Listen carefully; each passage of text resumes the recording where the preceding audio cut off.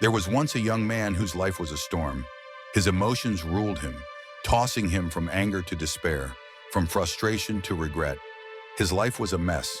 He had fought with his family, lost friends, made terrible decisions, all because of his emotions. Anger had cost him relationships. Fear had held him back. Impatience had ruined his chances. And now, with nothing left, he came to the old man.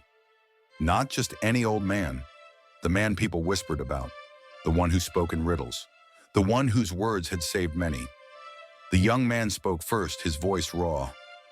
"I've lost everything because of my emotions. I can't control them.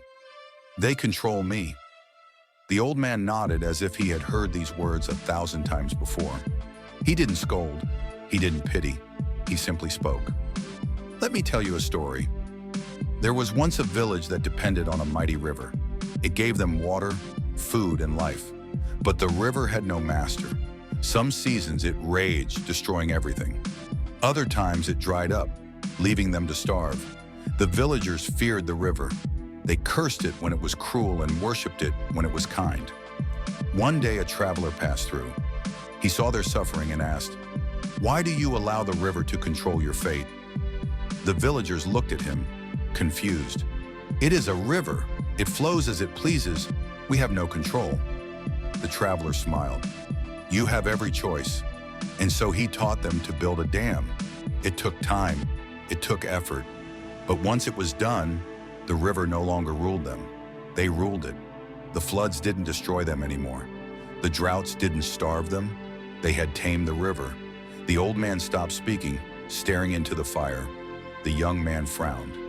"I don't understand." The old man chuckled. "You are the villagers. Your emotions are the river." A breeze stirred the flames as the old man continued. "A man ruled by emotions is a man at the mercy of his storms. Anger floods him, and he destroys what he has built. Fear dries his spirit, and he loses his dreams. He reacts instead of thinking. He suffers instead of shaping his future." The old man looked up, his eyes sharp. "But a man who builds his dam, he does not suppress emotions. He understands them. He directs them. He turns anger into action, sadness into wisdom, and fear into preparation.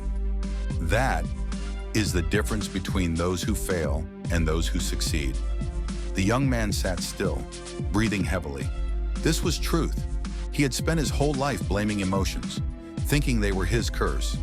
Now he saw it clearly. Emotions were not the enemy. Losing control of them was. He swallowed hard. "Tell me, how do I build my dam?" The old man smiled. 3 stones form the foundation of your dam. 1. Pause before reacting. When emotions rise, do not act immediately. A dam does not release all its water at once. It holds, assesses, and lets out only what is needed. Breathe. Count to 10. Walk away. Let the first wave pass before deciding what to do. 2. Name and understand your emotions. A river can be calm, turbulent, muddy, or clear. And so it is with emotions.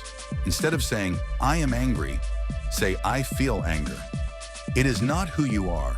It is something passing through you. Ask yourself, why is it here? What does it need?